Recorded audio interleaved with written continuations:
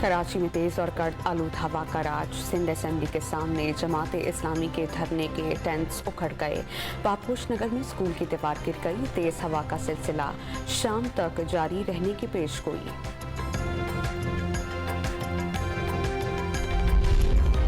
मुल्क में मुआशी रहनुमों पर हुकूमत और अपोजिशन आमने सामने। मुल्क को मुश्किल हालात से निकाल लिया। मईशत संभल गई, मायूसियाँ ना फैलाएं। वफाकी वज़रा शाह महमूद कुरैशी का अपोजिशन को मशवरा। अवाम पर महंगाई और बेरोजगारी का अज़ाब नासिल है। लीग की रहनुमा एहसन इकबाल बरस पड़े।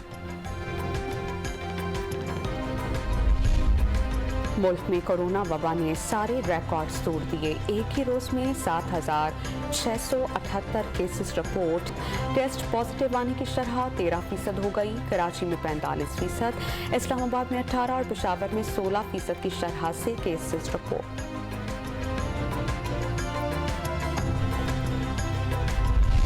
नस्ला टावर केस में नया तनाज़ा। एंटी करप्शन दफात के तहत मुकदमा दर्ज करने पर पुलिस वजाहत न दे सकी। मुंज़िमान वसीम शेख और नवीद बशीर को अदालत से थाने वापस ले जाना पड़ा।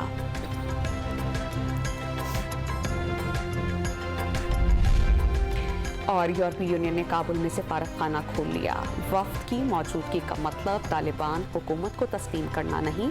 तर्जुमान की वजाहत।